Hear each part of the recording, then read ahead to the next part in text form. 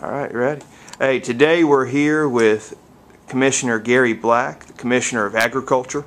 Was elected in 2010 after a long career leading the Georgia Agribusiness Council, which is a chamber of commerce of sorts for agriculture. Thanks for meeting with me today. And thank you, Bernie. Hope all our North Fulton friends are healthy and wealthy and wise during these days. And we're working to try to build this Department of Agriculture for the 21st century. That's what we talked about all during that 18-month campaign. And so many of y'all folks were so very helpful, and we're glad we have a chance to serve you.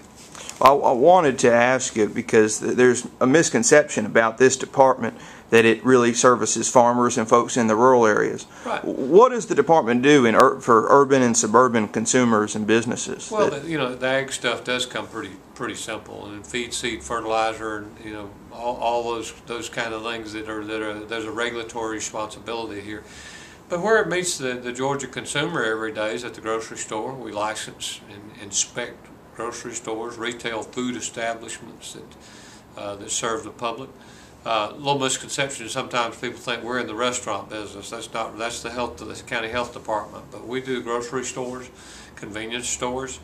An important part of this department is making sure that a pound is a pound and that a gallon is a gallon. At the gas station or anywhere in commerce where there is a commercial scale, it's our folks that make sure that consumers are protected. It's also an important service that we provide for the business owner too, because some of our more recent data, we're doing a better job now of some of our changes of managing data and actually understanding some performance metrics. That's a new concept we've introduced in the last year here, but one of our last looking in the fuel business, 52% of our fuel inspections, when we discovered a discrepancy, it was the pump was actually giving more gas away. So it was not shortages; it was actually an excess. So you said that way we're actually helping the business owner make sure this equipment is properly running and protecting consumers in the same way. So that animal shelters. We work very cooperatively. I know up in North Fulton, we've got the new center there for the animal. The Atlanta Humane Society has an adoption center there. Those are some examples of people we work with every day that are those really hit the ground where every consumer in Georgia, every taxpayer in Georgia is really impacted by this department. And you talked about all the different things the department does, and throughout your campaign you talked about respecting the past, but we're moving on to the future.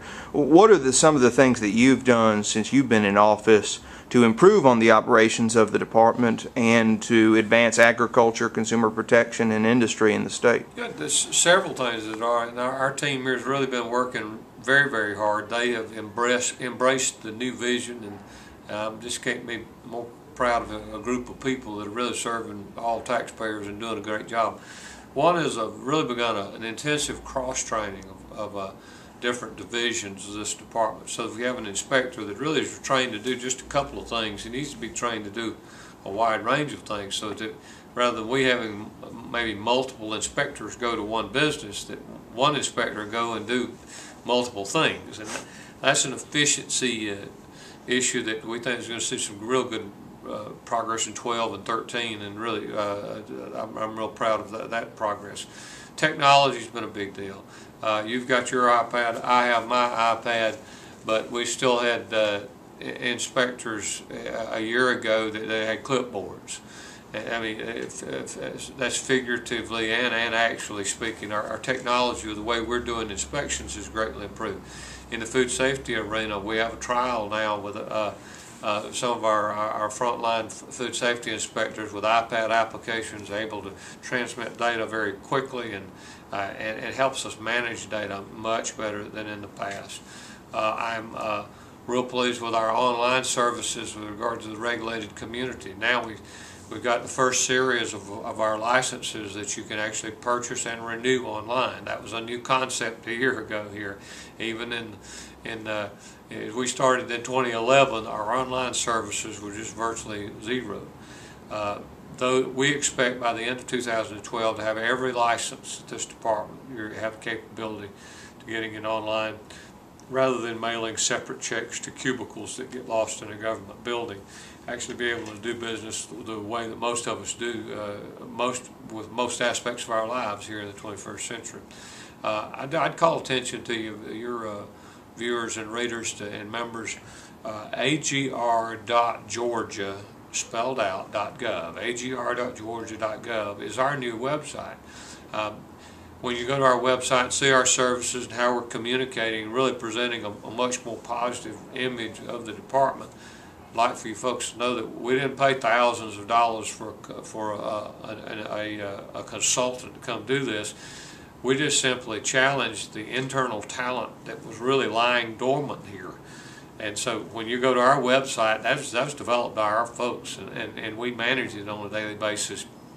You go there, see our YouTube series called What Do You Do? It explains some of the different things, just like we're doing today, of what the department does, how we interact with the regulated community, how we serve consumers. And I hope you'll take a look at a few of those videos. And last but not least, you were raised in Commerce, but your wife has long roots in North Fulton. Really? And you lived in Alpharetta for a number of years. Do you have anything to say about that? Yeah, we spent 4 great years from '89 to '93 living in Alpharetta. But my wife's Lydia. Her mother's Louise Beavers. Miss Louise still lives 210 Milton Avenue, right across from Old Milton High School. My wife's father was Carol Beavers, and Mr. Carroll was the principal at Milton years ago, and of course Lydia was an honor graduate there, and then we met at the University of Georgia. It's funny, we probably, early part of my career, I was at Georgia Farm Bureau in Macon. Lydia and I can still remember one of the good lessons in life is what you might say that you'll never do. We both remember boldly proclaiming that 2 places we'd never live is Alpharetta and Commerce. And so as the Lord's timing, I got the job with the Agribusiness Council. The first place we moved was to Alpharetta. 4 years later, due to some family illness on my side, still at the Agribusiness Council, and realizing that the commute from Commerce was almost the same, we moved back home to my family farm in Commerce, which is where we live now. So kind of funny how that matches up over time, but Alpharetta was good to us. We were members of First Baptist Church there, still have a lot of dear friends that we remain in contact with. But we're very, very grateful to serve North Fulton's citizens, members of this great chamber, because it's you all do such a great job of promoting your cause, but we're glad that you have recognition of the fact that there's a Department of Agriculture here that really does serve your citizens every day. And so to that extent, we're going to do so in a professional manner and with respect to the taxpayer resources that we're stewards of, and we're busy about building a Department of Agriculture that you're going to be proud of as we continue on in the 21st century. We thank you for this chance to help get our word out. Well, Commissioner, I wanted to thank you for sitting down with us today, and thank you for your friendship and your friendship with North Fulton, and we look forward to hearing from you in the future. We look forward to being with y'all at I think it's your meeting coming up in April. And Brandon, many members of your board, your legislative delegation, so many good friends, and thank you for this opportunity.